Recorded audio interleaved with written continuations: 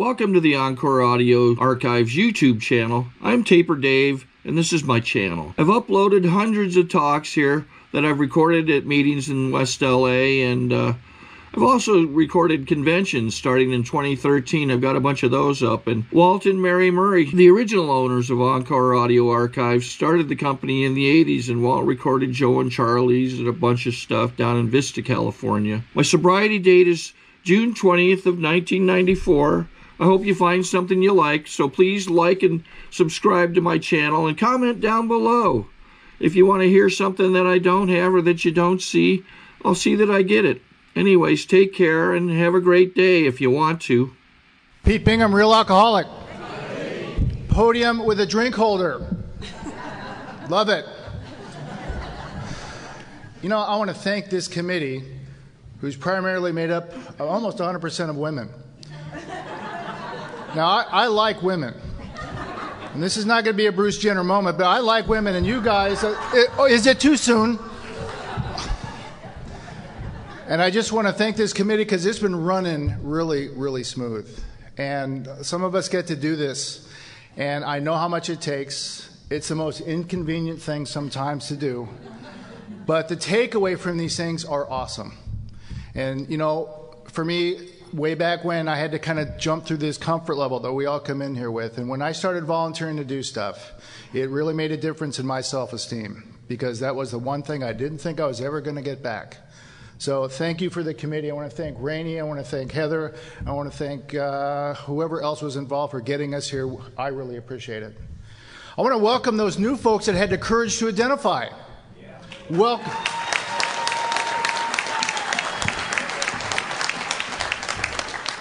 Welcome to Alcoholics Anonymous. You never have to drink again if you don't want to. You never have to drink again if you do want to. And you don't have to hurt yourself anymore. Because when I came to you, I was drinking against my will and I could not stop. I didn't think this was going to work for me. These countdowns are important for a guy like me because I'm a counter and I'm a judger. And I need empirical evidence for me to stick around here. That's basically one of my parts of my big story. And I remember we have a roundup where I live in Torrance that we have every year. And I remember I kind of dreaded those countdowns because I was new and I didn't have a year, or I had a couple months, you know, and you had to stand up. But I kept coming back and I kept coming back, and pretty soon it got easier when I got a year, and it got a little bit easier when I got 2 years. You know, the feelings when you get these years and you get to celebrate it. And I had never been sober before. I didn't know what this world was. This was bizarreness. And I kept coming back, and I kept going to these countdowns, and I keep going to these conventions. And pretty soon it got easier and easier. And I'm here to tell the new folks, don't let anybody chase you out of here. I identify as a real alcoholic, but trust me, I've done mountains of drugs. And if, you know, if one of these fossils roll up to you one day, you know, and you're like, and you're really, you know, you're young, and they roll up to you and they say, well, you know, you're not really old enough to be an alcoholic. I want you to turn around and say, listen, Jurassic, how old do you have to be to die? Because what I have is a fatal progressive illness that is out to get me, no matter what I'm going to do.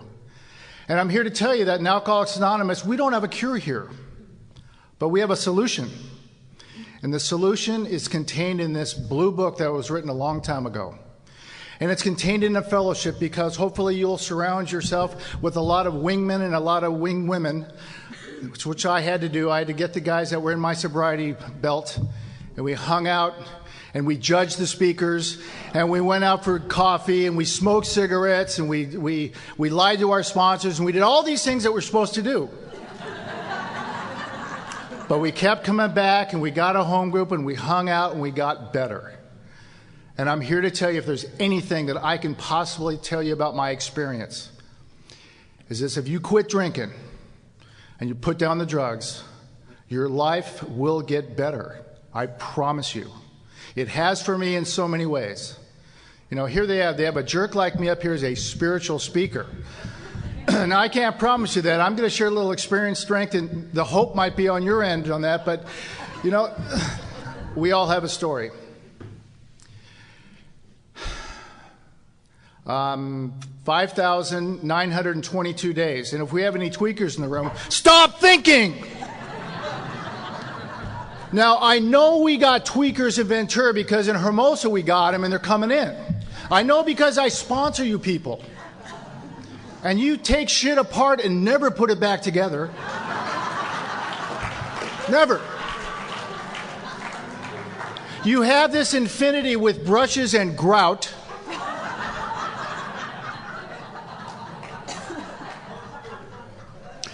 And, you know, when I came in, I thought I was really smart. And I turned to my sponsor and I go, what is this? What is this dichotomy? What's this difference between the drug addict and the alcoholic? And, of course, I thought about it because I'm a big thinker. And I figured it out. For the alcoholics, do you remember tile? Do you remember, like, you know, you're out for a nice run, you're hammered one night, and you come home, and you put your face on that tile? I mean, we're talking like pottery-type tile, not linoleum tile. You know, it's cool. I don't know about you, but I used to do that all over the place, whether it was a public urinal or like a friend's kitchen.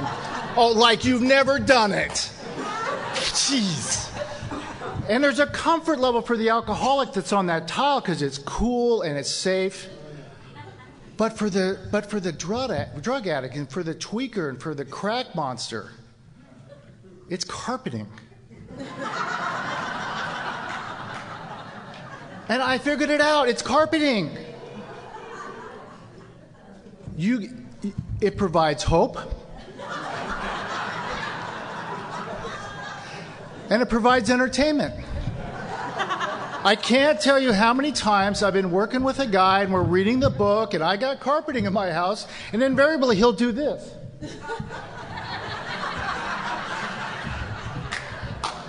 And I'm like, focus, hey, focus. And he'll say, I thought I saw something. How many dust bunnies have you smoked? So if you're here and you're an alcoholic or you're a crack monster or heaven forbid you're something even worse than all of that, stick around. You deserve to be here. You've paid the highest price of any club you could possibly join. Think of what you've done to get here. You probably burned out all your friends. You probably disappointed and shamed your family. I know the county of Los Angeles was relieved when I finally came in. You know, and first of all, what were you doing to yourself? This is a safe zone here. We know exactly what you're going through. Like they said, Bob said it the best to one of the new people that came in. We know exactly how you feel because each of us have had one day. We've been there. We know exactly what you want. My home group was a little harsh to me when I came in. They said, we don't want anything you got, Pete, but we want everything for you. And I didn't believe it at first because I thought I'd never heard that before. There's always a string attached to everything I've been involved with. But it's true. Stay here. Find out who you are. Find out what you are. Hang out with us. If you need to go to another fellowship, that's fine. Remember, there's over 200 and something fellowships based on these 12 steps, and they work when they are worked. So I welcome you if you're new. I've got 16 and a half years, my 5,922 days at a time. It's the longest sobriety I ever had, so you can judge me accordingly like we do with speakers. My home group is the Hermosa Beach Men's Stag. It meets on Monday nights in Hermosa Beach. If you be a male allergic and you be in town at 8:30 on a Monday night, please get my card after the meeting. And the reason why I say that is it's in my home group and Josh's home group. It's an 8:30 meeting. I have to get there at 7 o'clock to get my seat. And the reason why is because we put together some of the finest. There's between 100 and 110 drunks in that room any given Monday. And what is really, really comforting about that is we did some math at one convention. About 30% of our home group is under the age of 21. Josh came in when he was 18. I was there. And the thing about it is these guys are not just dancing around the fringes of the room. They're actually being sponsored. They're sponsoring, and they're a part of. And I'm so proud of that home group because they're doing the young people's thing. They're drinking enough Red Bull to float the Titanic. But they're showing up, they're piling in the cars, they're going places. I mean, one of my new guys, he happens to be Hispanic. He's going to drive to the International, they're going to rent a van. He's going to drive to Atlanta from Gardena with about 5 of his boys that are under a year, and they're going to go to meetings all along the way. I think that's really cool.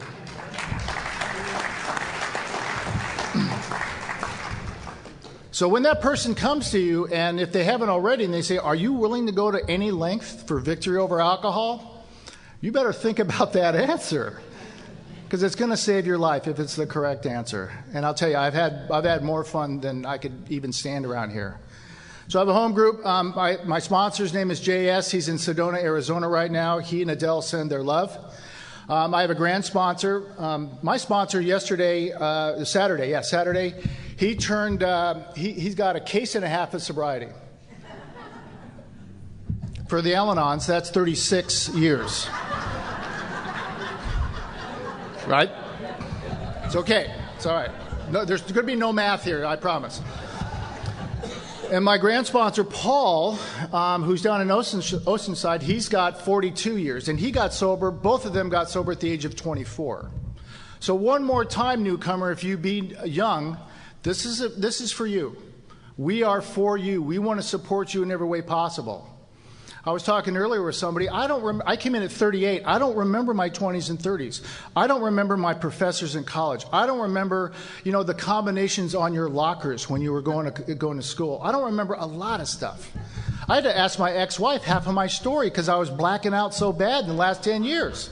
Really. So if you're here, man, I'm so proud of you if you're young because you're ahead of the curve. You're doing something to save your own ass right now, and it's going to pay off much. The dividends down the line are going to be great. So again, I'm just big on the young people here and always will be. Let me tell you a little bit about my great-grand sponsor, Harry.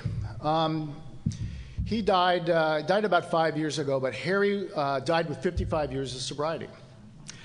If we have any history buffs in the room, Harry was sponsored by a guy named Jimmy Burwell. Jimmy Burwell is in the big book of Alcoholics Anonymous as the agnostic. He was the guy that was working with Bill Wilson on the book, and it came to that point where Bill was preaching a lot of God and a lot of Christian stuff, and he said, why don't you tone this thing down? Why don't you temper it with something like maybe as, God as you understand it? So we have a direct lineage. My lineage goes right back to the first 10 in Alcoholics Anonymous. And a little story about Jimmy. When I came here, I never cried. When I came here, I didn't have feelings. And I started picking up on your humor around here. And the humor around here is we cry at your victories. We cry at your triumphs. Because it is so sweet, we're not supposed to live. We're supposed to F up and we're supposed to keep relapsing. We're supposed to drift off. But I cry at your victories. I cry at the sweetness around here, but we laugh at our tragedies. And we get some terrible nicknames around here. Right? Oh, my God. I mean, I've seen guys, leave because of the nicknames we give them. But the really cool thing is when Harry was the young plumber that he cut a hole in the top of a liquor store in Cleveland, Ohio, and he stole a case of Cutty Sark. I mean, that's the length that he would go to. And I understand that. That was going on in the 50s, And the story about Harry that I love so much is he was the old guy down at the Carlsbad workshop on Thursday nights down in Carlsbad, California. And he had the frickin' hinge. He had the commitment as the greeter. Now, when I came in, it's midway through, I was doing everything. I mean, I did 8 years in general service. I did about every commitment and every meeting I could do. I was secretary of our home group, just like Josh. Josh has rotated out as our secretary, and that's a big thing in our home group. And I'm doing all these things, and I thought I was a real doer, man. I'm volunteering for everything because I wanted what my sponsor had, and Jay had done everything. And I wanted what he had because he is an attractive personality, and he's an attractive individual. And Harry I'd roll up and he'd always say, hey, how you doing, kid? And I'm like, no, I'm doing good. And, Paul has been a trustee. He's been a delegate. He's gone all the way through area level. He's gone through district level. So I've got a service, kind of a lineage in my background where I've got these guys always pushing us to stay involved, always pushing us to be committee members, always pushing us to do something for Alcoholics Anonymous. And just the snapshot that I always want to remember, Harry, is we were at the San Antonio International. Anybody go to the International in San Antonio? Good for you guys. I do a lot of these things, and a lot of people don't raise their hand. This year will be my 4th International, and I've only got 16 years of sobriety. And I love internationals, and you'll find out why. But here we are one more time. We're in San Antonio in one of the 6 Hilton hotels, I think, that were down there because there was so many of them. And it was Harry's 55th AA birthday. And all of us middle-aged guys are in this bar, and we have a cake for him, and we're all huddled around. We're singing happy birthday. We're crying and everything. And these normies are passing by. And the normies are looking at the cake, and there's a 55 on the cake. And look, Harry got sober at 24. And, you know, you can do the math. And he didn't look, they're looking at the cake, they're looking at Harry, and I hear the laughter, and they're kind of, they're like, oh my God, and then the faces are dropping. And I heard it. One gal walked by, and she goes, God damn, that guy looked like he was rode hard and brought back wet. He don't look no 55. Harry was an outstanding member of Alcoholics Anonymous, a lovely guy. He was a wonderful husband. He was a great sponsor, and I'll always, always, forever remember Harry and how much joy he had at the International and all the things that he did, especially in the San Diego area. It was just incredible. Okay, so you got the lineage, you got the time and everything. Okay. I was born in the Badlands of Palos Verdes. And I was raised on the mean streets of Fountain Valley. So right off the bat, you know I'm a gangster, right? We always like to say, God, I grew up in such a bad household, and I grew up in such a bad time, and no wonder I'm an alcoholic, and that's not my story. As my sponsor told me when I came, and he says, you were born a white male in Southern California. You hit the lottery. Because there's not going to be a whole bunch of resistance for you, Trick. You know, you could have done whatever you wanted. And I'm like, well, God, but you know, we had alcoholism in our family. And it's like, no. This is the kind of sponsored direction and reports that I was getting early on, and he was right. And you know what? There are no hospitals. I have to come clean. You know, there are no hospitals in Palos Verdes, but it sounds really good when I say that. I was actually born in Santa Monica, but we were living in Palos Verdes. And as we know, you know, things happen when you're born. Anybody born in the violent alcoholic home? Josh? You know, I qualify for this program in a lot of respects. When I came to you, I had 3 DUIs. I had a wet reckless. I drank myself out of a house. I drank myself out of a marriage. And 95 was a very bad year. And you know, come in here bad and everything, but, you know, those of us that grew up in the alcoholic home know what it's like. I could never invite you over. I was so ashamed of the way we lived and how it went down, and I spent more time at my friends' homes, and, you know, my sanctuary was my room. And I don't know if we have any fantasy people out there who felt really safe in their room and did a lot of things. This is before the internet, and I was listening to cassette tapes at the time and things like that. But, you know, when I closed that door, I left all the violence and all the noise outside, hopefully.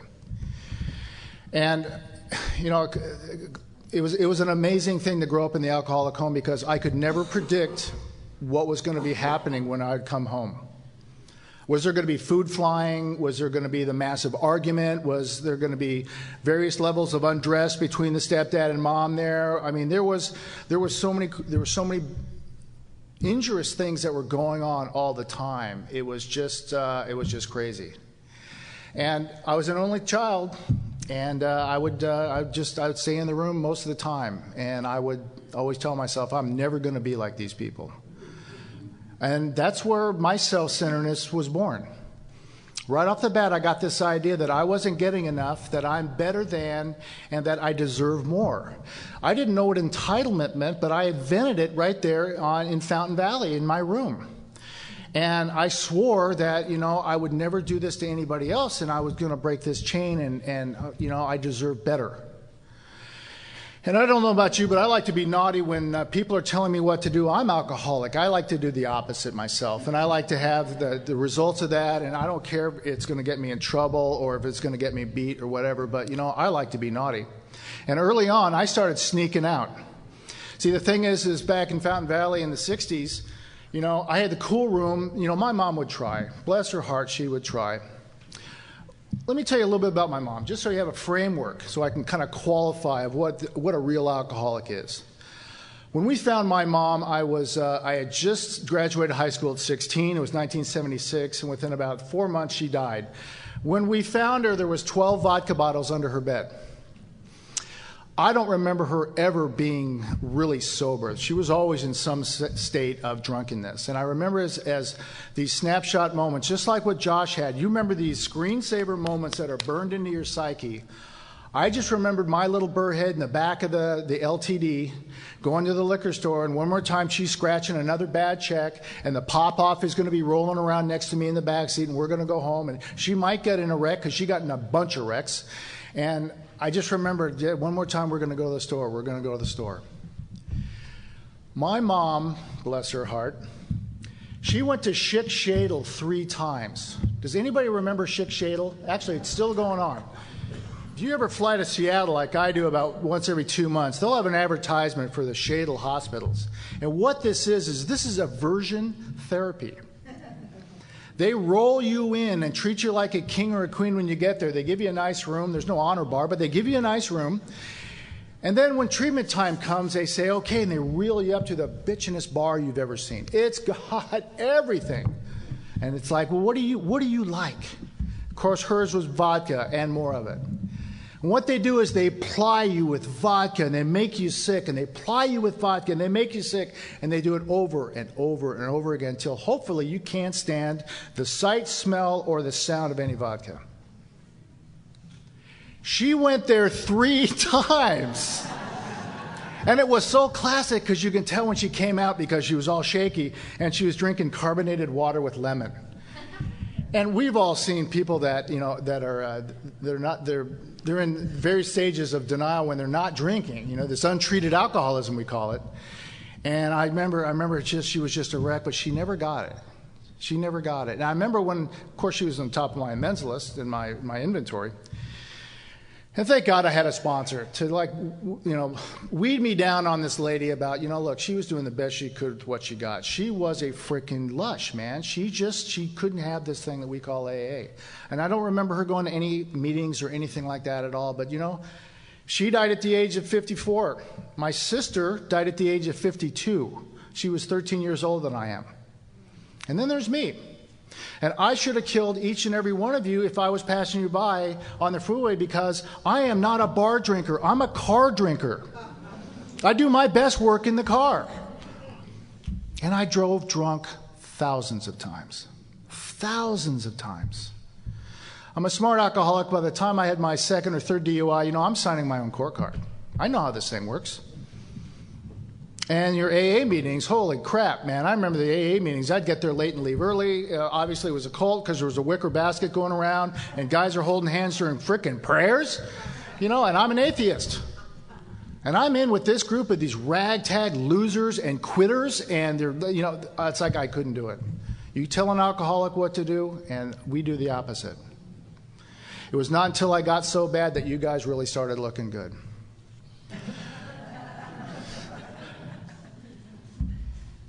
When I started sneaking out, I think, you know, my parents always had liquor in their house, and I never did sneak any of the vodka.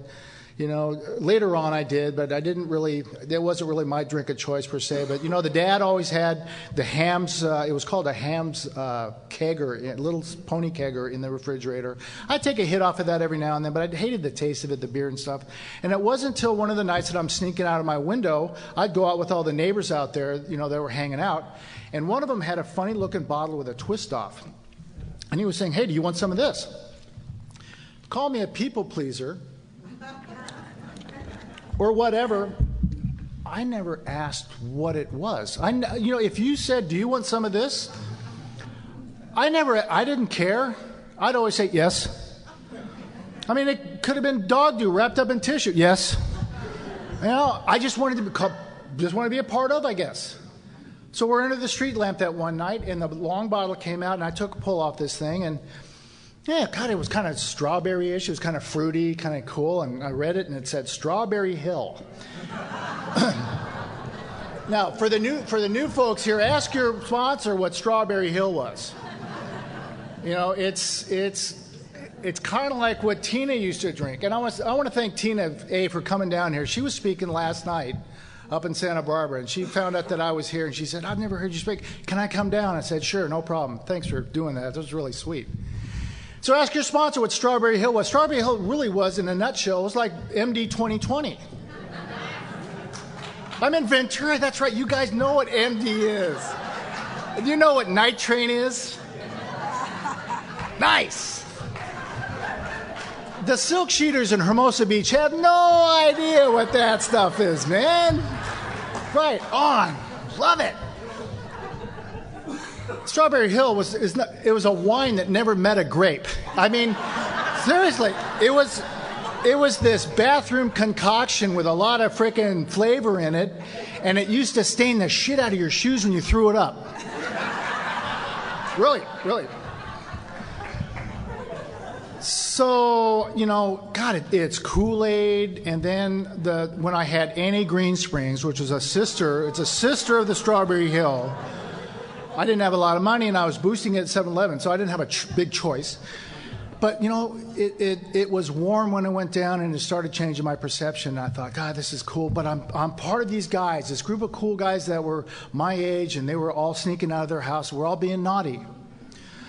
We used to make surfboards in our garages back then, and skateboards, and this is during the Dogtown days, and this is towards the end of the 60s and the early 70s.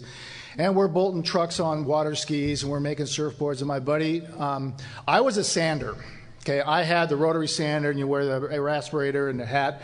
And we used to work for Infinity Surfboards in Huntington Beach, and they'd bring blanks down to our place, and we'd glass them, and I was doing all the dirty job. And one day my hero walked in. His name was Eric P. I don't know if he's alive tonight, but he had just won the Huntington contest. And back then, that was the crown jewel pretty much of anything in North America as a contest, the Huntington contest. He came in, and I was standing one of his guns because he was going off to the islands, and he said, "You know, kid, you do a really good job. Do you want some of this?" And he pulled out this little bindle thing. And we went upstairs, and out came a candle and a piece of foil and a hair clip, and he put some of this brown powder on this thing, and we had a straw, and he said, "Hit it," and I did, and it was wonderful. Now, for the newcomer, I just smoked heroin. Am I a drug addict? Not yet. But for this alcoholic, that was going to be my reference point until I was 38 years old. I was 17 at the time. And I tried to recreate that feeling that it was such a strong, nice, my nose itched, you know, my ears were ringing a little bit, and I kind of sat back. But man, all the noise went away. All of the pain of growing up went away. All my zits fell off. You've heard people like that, you know. I could dance with girls, and it's like, and believe me, I was not going out and purchasing heroin every day and doing that, but I got a frame of reference that I chased for the next 20 years. And I didn't start knocking off liquor stores, and I didn't start, you know, doing that whole lifestyle.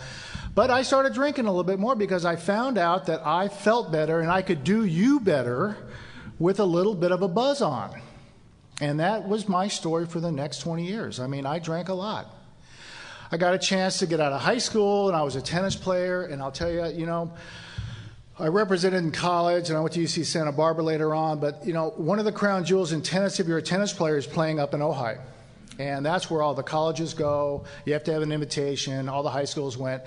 And my first year of college, I was at Harvard College, and me and my doubles partner got to represent our college. And we were there at the Motel 6. It's right off of Seaward. I know you guys know where it is. It's right on the bound. It was a luxury hotel.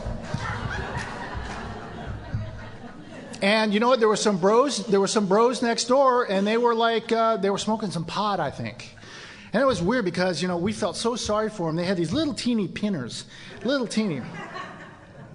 And let me say this, drugs is part of my story, and I know I don't have to, you know, I don't have to apologize to this crowd because this is Alcoholics Anonymous, and believe me, I've had 8 years of general service. I know what our primary purpose is. But there must have been something back in Bill's days because they, you know, it took them all the way to page 6 to talk about medicine cabinets and high-powered sedatives. Must have been a problem. But I am an alcoholic, trust me, this is just my story. And these bros next door from Compton, and you know, obviously they were poor. We were starting to, you know, do bong loads and stuff back then, smoke a little bit. But they had these little stupid little joint things. You know, you know, when we said, "Do you want some of ours?" They go, "Oh, try some of ours." So the night before our match, you know, we figured, you know, we're going to lend the hand of ourselves. These guys are obviously disadvantaged. I'll smoke their little pin-ass New York little pinners. We'll help out. So we started doing it. And this was different, man. This was a different high. This was some weird chemical weed, man. This was something bizarre. And it had a spearmint taste to it, too, man. It was like, what the fuck? And it's like, next thing I know, man, we ran around that parking lot for 15 hours. And I go back to those guys. Obviously, we showed up, man, the next morning, and we're all gumbied out. The ball's going dot, dot, dot, dot, dot, dot.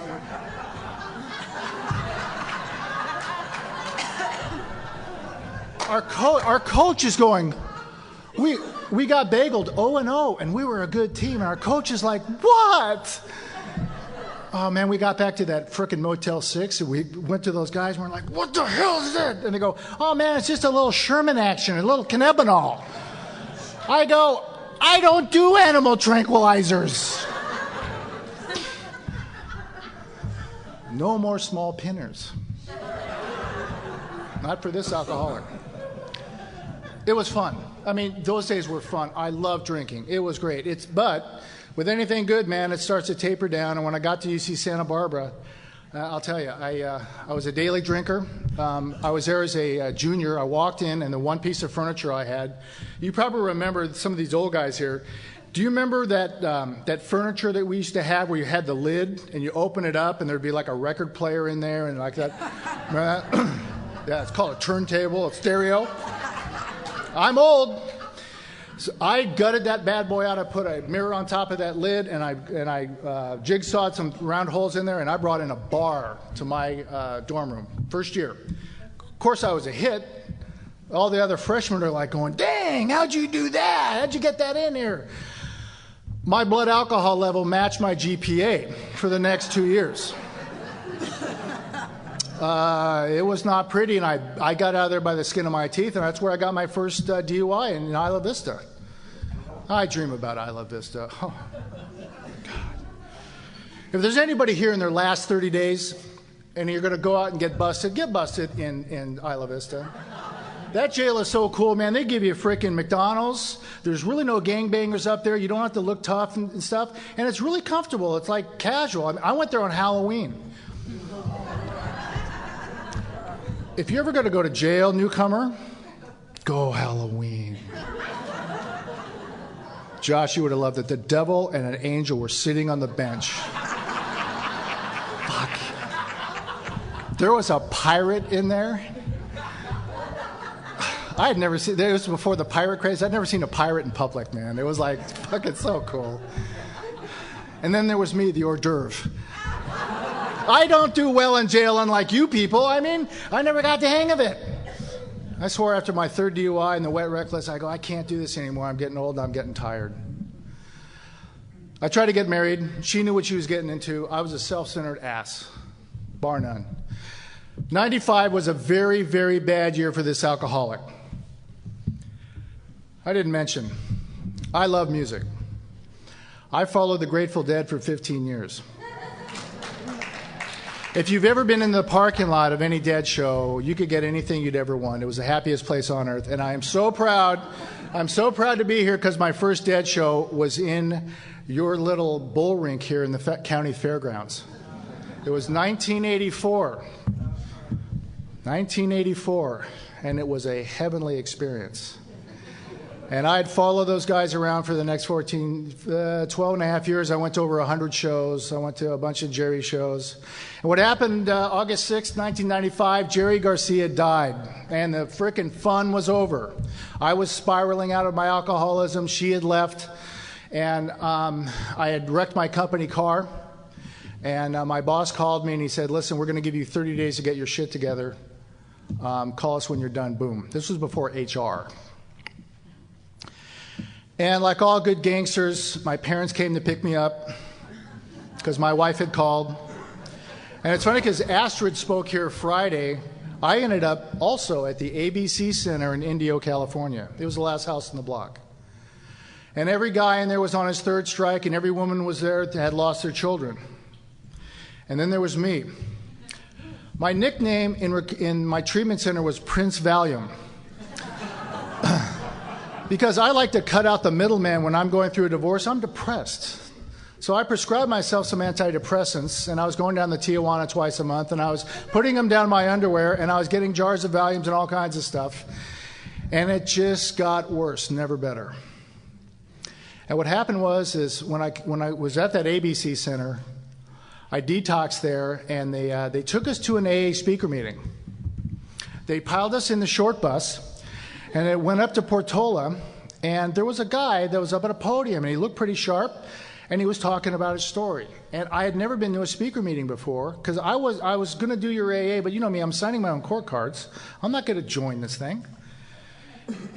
And I resonated with the stories. I was one of the lucky guys that I fixated on the similarities and not the differences. And what happened was I just got this inspiration that I think I can do this. So as soon as I got out, I escaped the ABC Center. I paid $825 for 30 days. I stayed 5. I detoxed, and I left. And I told my dad, I said, I'm going to go to, I just need to go to AA. I think I can do AA. And he's like, no, stay 30 days. You paid for it. I go, no, I got this. And I went to 3 meetings a week at the Fellowship Hall in Palm Desert. I went morning, noon, and night. I went to a CA, NA, AA. I read all the literature, and I got fulfilled. And I went back to my boss, and I said, listen, man, I need a break. Can I get the F out of California? So I went back to work, and I stayed in probation. And he said, yeah, why don't you come back to the Carolinas?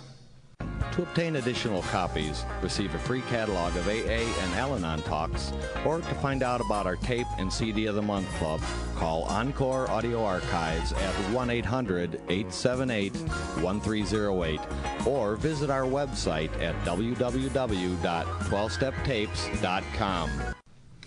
You know, that was 1995, and I'm here to report that I'm with that same employer now for 28 years. They stood by me at a time they could have flushed me, because back then it was not a sin to throw away alcoholics. But for whatever reason is, they gave me a shot, I paid for it myself, and it happened. Let me tell you about my first sponsor in AA. It was down in Florida, and if you know, any weird news event that you ever hear, you got to ask yourself if there's some weird mass killing or beheading or like any kind of Satan ritual. You got to ask yourself the question, Germany or Florida? Because you're going to be pretty close on where that originated from. So I'm down in Florida, and I met this guy. He says, Pete, you don't have to go to a lot of meetings. You know, go to the ones you like. Go to speaker meetings because they're entertainment, you know, and they won't ask you a lot of stuff. So pick the meetings you want to go to. Please don't read that blue book, man. It was written in 1939. It's horrible English. You won't identify with it. You know, do that. Make sure you start hitting on all the women in the meetings you go to, because, you know, they're fragile and they have low self-esteem like you. So, you know, go ahead and go with those guys. And for whatever you do, don't get this higher power thing. It's code for religion, and it's bad. And I'm here to report to you that jackass that I had for a sponsor in Florida was me, because I was sponsoring myself. I stayed dry for 3.5 years. I was a fire hazard. I got to go back to California because my boss came to me and said, we need you back there. Will you be okay? And I said, yeah. And then I met her. I like live music, and I like alternative music, and I go to these things called the Hootenanny down in southern Orange County. And Social Distortion was playing, the Cramps were playing, Billy Zumavex had his own side project, and I had to be there, and you know, I'd been going to those things a lot. And I met her. Almost 6 foot, kind of goth looking, long straight hair, my type. She's drinking lemonade, I'm drinking lemonade, and next thing you know, I got her number and we started dating. On the 3rd date, she lived near me. She lived in Bel Air, and I'm in the South Bay, close enough. And on the 3rd, any length. So on the third date, we're on the Santa Monica Pier, and I'm a young, semi-young guy, and I'm like, we're out for dinner, and she says, are you in AA? And I'm sitting there with my O'Douls. And I'll go, oh, yes, of course. Yeah, I'm in AA. And she goes, I've never heard you talk about having a sponsor or having a home group. And I'm thinking, does she know that I drove her here tonight? And then she says, I've never heard you talk about your sobriety date. I don't know if, where you go. And, and I'm thinking, does she know that I'm buying dinner? And then, I'm thinking, God, she's getting ruder and ruder. And here I am. I'm being a nice guy. She goes, listen, Pete, it's evident that you're not in AA. You might be around AA, but it's clearly evident you're not in AA. And I suggest you get off the effing fence, because I don't date guys in AA unless they've done a sexual inventory or at least a fifth step. And I'm like, how rude. But I got to admit, I heard in the rooms that this is a program of attraction, and I wanted what she had.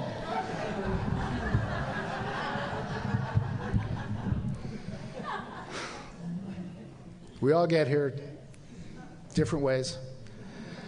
For whatever reason, the next night I ran down. It was on a Sunday night that I talked to her. On a Monday night, I ran into this men's only stag in Hermosa Beach, and I'm here to report I have never left.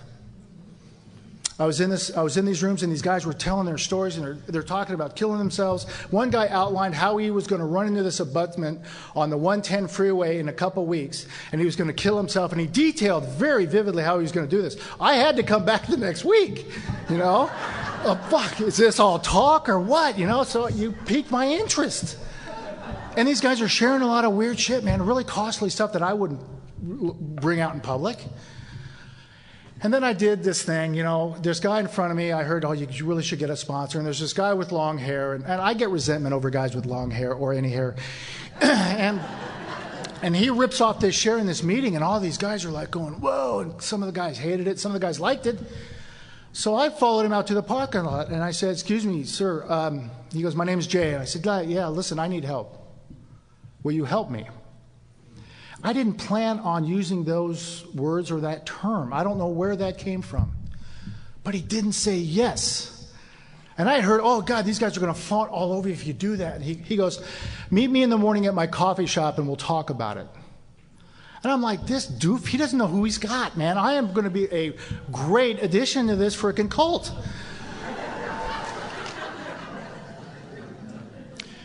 And I'm here to report that the hardest thing I've ever had to do around here so far was to ask that man for help. It was really tough, and it just came out. And I'm here to report that since that time, he's been my only sponsor. And we've done the steps, and he's never gotten over on me. He's never lied to me. He's never disappointed me so that I had to frickin' look for another one. And I am so grateful for Jay, because he was that guy that I wanted to always be. He was almost like a father figure to me. He's 4 years older than me. He's got a boatload of sobriety. But he came to me and he said, listen, watch me.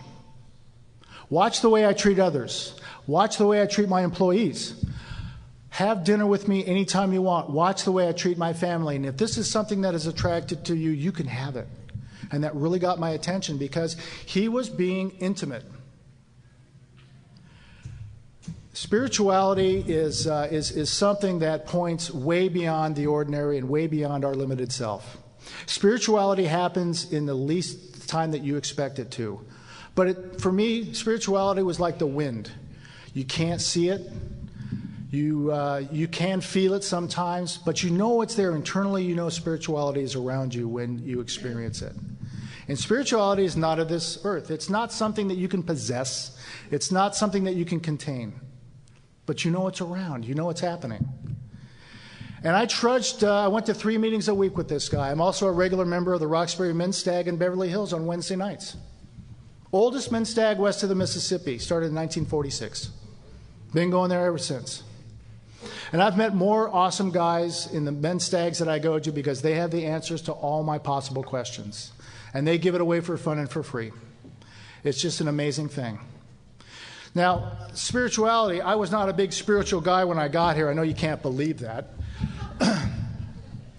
I was finishing up my steps, and it was September of 1999. And my sponsor came to me and he said, "Pete, give me $200. And I'm like, okay, here it starts. It's like, on the west side of LA, they got the Gucci meetings for the women. They all have the same coach purses. They go to the special houses, and they go shopping together, and they have their own little special gig. For the guys, you have the businessman's meeting, the Uncle Johns and stuff. I've been to them all. So I figure, okay, I'm going to have to buy this guy some Hugo Boss and a Rolex, and he's going to keep me sober, right? I gave him the $200, and I waited. A month later, Tuesday night was my gig with him for the hour working with the book each week. And he says, "Do you ever wonder what I did with the $200? And I said, "I'd love to know." He said, "I enrolled you in the lottery for housing at the international convention that's coming up in Minneapolis next year. I think you should go."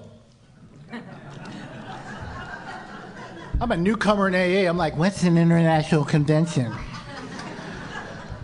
He says it's the one place on the planet about every 5 years where all these people from everywhere come out and have a good time. I think you should go.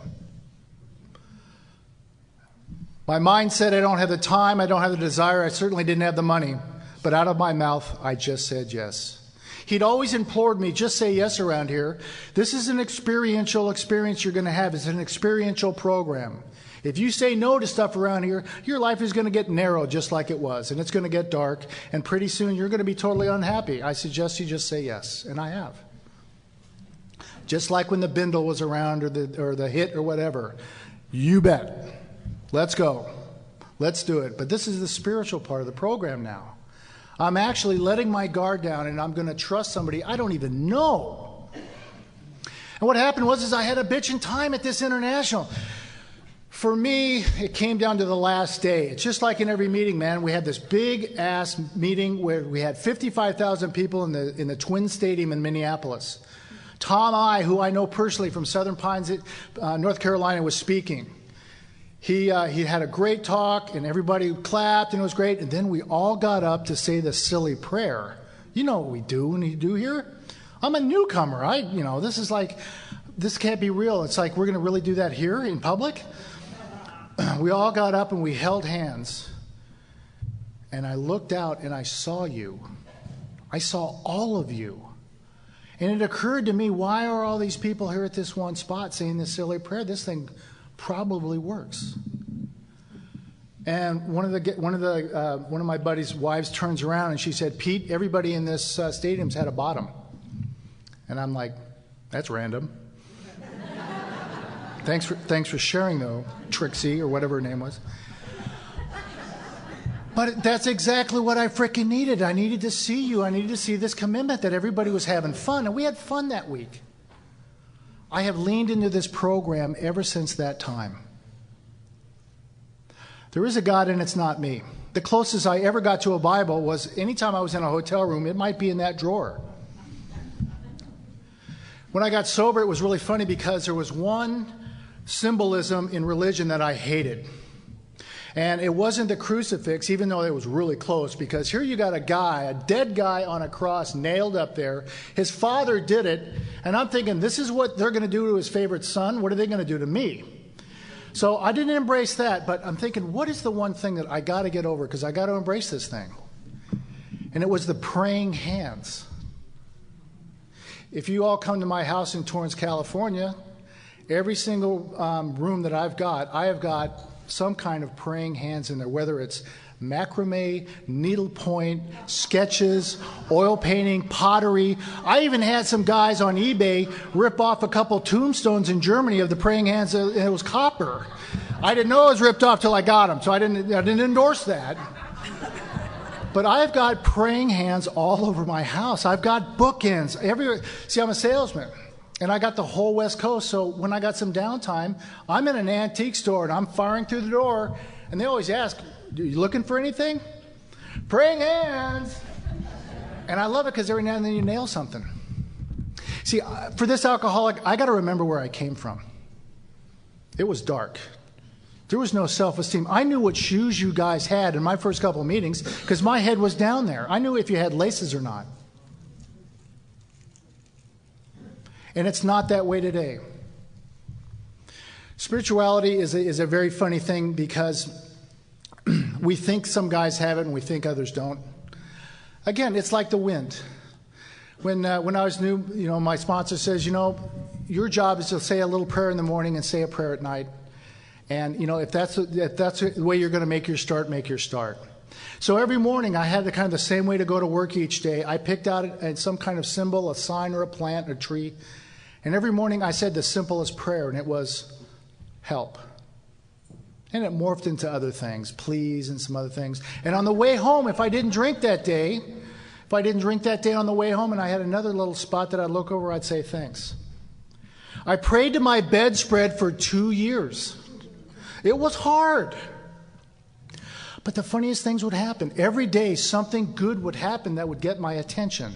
Whether I'm going to go into this gnarly negotiation session with this multi-billion-dollar customer, and something out of the frickin' blue would happen that would go my way in there that was completely unexpected. I started giving that up to this spirit, this higher power thing. Now, of course, my higher power looks like Jerry Garcia. He's got a long beard. He's got a nice Stratocaster, flowing robes.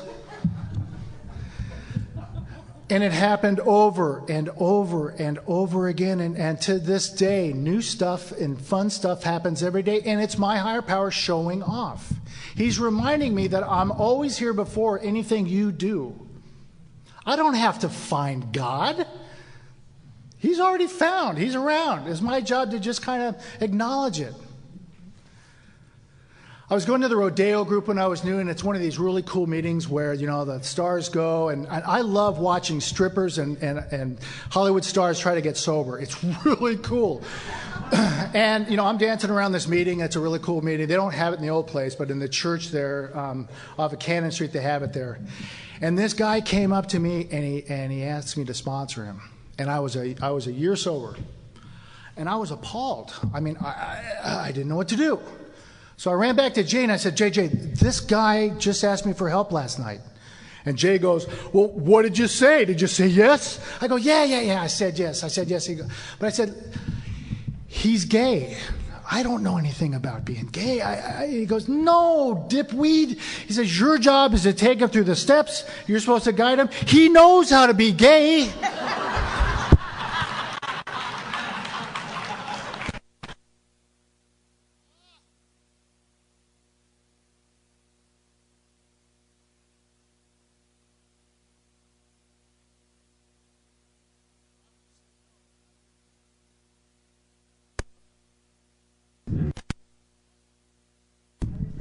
Other side? Yeah. Hello. If I would have said no to Pete that night, I wouldn't have the appreciation or the experience of what it's like to be homosexual. We got all the way up to the 4th step, and he basically turned to me and he says, I can't do this. I can't tell you all of the things that I have done. I can't tell you what I do on any given moment. I can't tell you the way I think. And I felt this shame and this remorse from another human being that I've never felt before. And he didn't make it. He spun out, he went out and stuff. But if I would have said no to that, I probably would have been tainted, that I would have had my belief system get in my way. This saying yes around here and doing the sponsorship thing is one of the most inconvenient frickin' things you can do. But the payoff, like Josh said, is the reduction of self. I am so honored to be able to sponsor all the psychopaths that I sponsor. I laugh more with my guys and what they go through and their triumphs and their tribulations. It is outstanding. I've never had children. And I understand that the birthing room, when you have your first child or your second child or any child, has got to be the most spiritual place on earth. But for this alcoholic, I would not trade that across the table thing when you're doing a 5th step with one of your guys or gals, and that light starts coming on, and tears are shed, and experiences are shared, and you're getting that one-on-one connection. With my sponsor, I drove him to 3 different meetings a week, and we called it the cone of silence. We'd get in my car, and then we'd share all of our sick stuff that we knew about each other. And I know everything that he's not proud of, and he knows everything I'm not proud of. And he did that early on because he says, I don't want you to share that in the meeting. You come to me and share all your stuff. Your job around here is to tell those guys how you stayed sober today. And thank God he did that. Thank God he had that kind of tough love. But this guy, I mean, there is no better time in the history of mankind to get sober. The meetings that we have around town are so cool. I am so proud of this group because you have got a whole breadth of long-timers here, and you've got in-betweeners, and you've got the new folks. Anytime that Bob L. is in the room, I know that this meeting is in safe hands because that man's been carrying this torch for a long time. And thank God for the long-timers that are still here because you guys are getting picked off when you go to the hospitals and they give you all of this pain medication and all this stuff. I mean, we've had a lot of old-timers go out. We all have to be diligent. We all have to watch out for each other, man, because it's rough out there. We're not supposed to succeed. But one day at a time, I know that this can work for you because it's been working for me. And as long as I keep doing this thing and I stay active and I continue to still say yes and I continue to do this thing and have this love affair that I have with Alcoholics Anonymous, and I keep putting myself out there to do stuff in the future, whether it's a commitment or whether it's doing something like this or it's just showing up for one of my guys. It puts pressure on this salesman alcoholic not to drink one day at a time. That's the kind of thing that I needed. I am so looking forward to this international that's coming up. You know, it's going to be great because it's going to be in really hot weather. The women are going to be scantily clad. And, you know, we're looking forward to it. It's just going to be one of those things. And you guys probably won't be able to do this, but one of the kind of the secrets to one of my deals about being able to stay sober is, you know, we protect our anonymity around here a lot. And it's really important for some of us to do that because it can impact you in many, many ways, socially or economically or whatever. But one of my rally cries that I've adopted early on was I wanted to allow others to recover with me. Look, all my clients knew I was a drunk. I would show up hammered to half of the sales calls, and I'd have a 4-martini lunch and all that good stuff. But I wanted to show them that this thing works. So I allowed others to recover with me, and so far I still show up.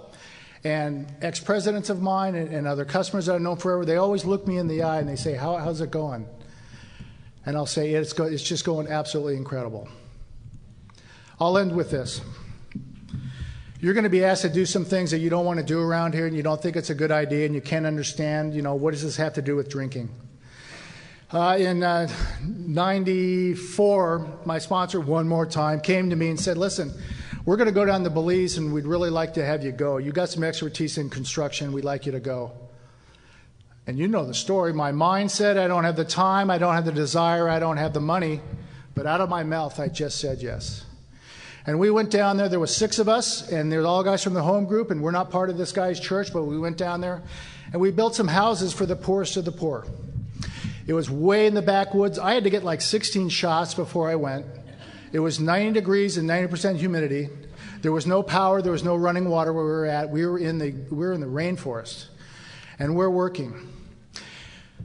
And it was hard work, and we're like, God, why are we doing this? Why are we doing this? But little images of the higher power would show up, and the lady that we were building a house for would come out with her naked child was there, and she had nothing. But she would go in and she'd put on her best dress, and she might have one papaya, and she'd share it with us. And we couldn't speak because we didn't know the language.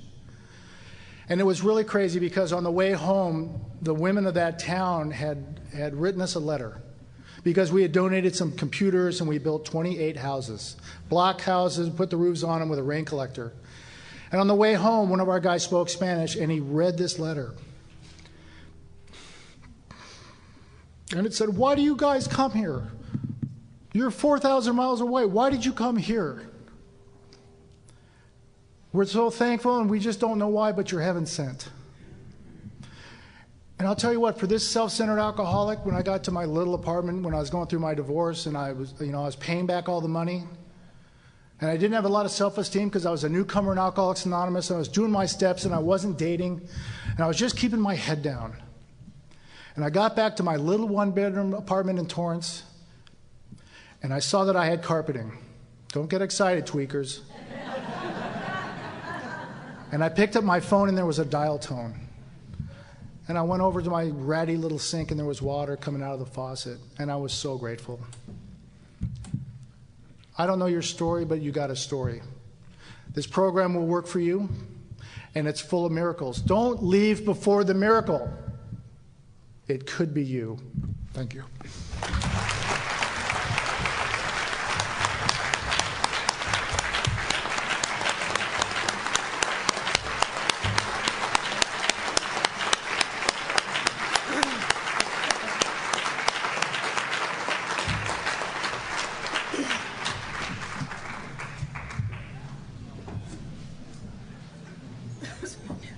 Let's give our speaker another hand.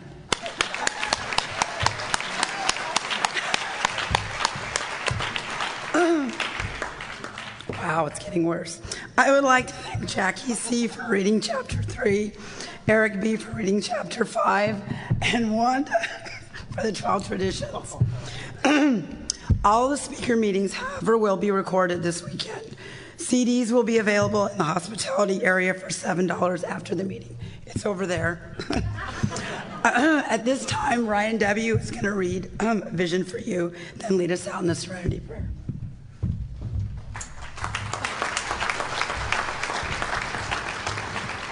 Sorry to interrupt your viewing. Taper Dave here. Just wanted to take a second to ask you to like and subscribe to my channel. Let me know if you like what you're listening. I've got some very good talks here, and this one's a great one. Just curious, do you think this is better than Zoom? Tell me what you think.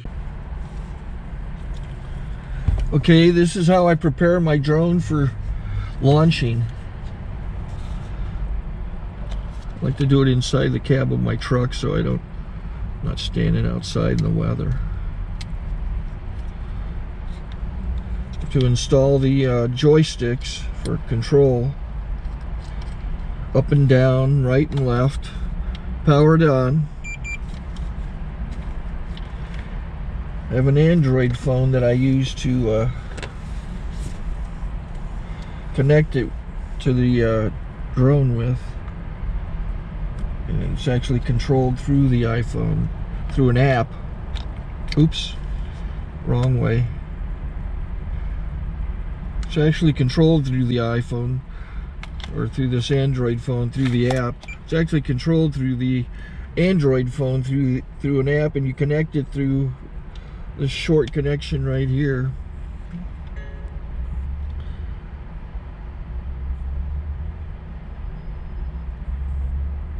Remote control connected. Remote control's connected. So I pull out the drone. I have to extend the legs. Long legs extended first, then the short legs. Remove the gimbal protector. Set that aside, then power it on one short burst, then one long burst. I lay it down. So I have to go to calibrate. So the drone's not connected yet. It shows you here as this drone gets disconnected, even though the remote's powered on. So the drone has to establish it's connected.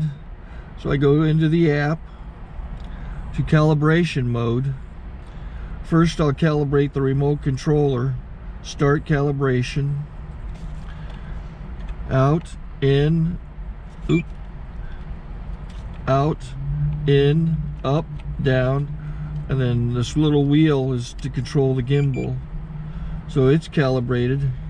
Go to gimbal calibration, start calibration, and then it calibrates the gimbal. I don't know if that shows up. The gimbal's moving all over the place. Changes, you can see it on the video. And I'm calibrated to take off. It's acquired 7 satellites at the moment. There are 26 satellites up in the sky, which it has to acquire before you can take off. So it's connected. It's got enough satellites. This is white. I can go to press this little arrow button, swipe right to take off, and it would start the motors if I slid this to the right, but I'll wait till I get outside. Don't want to do it inside.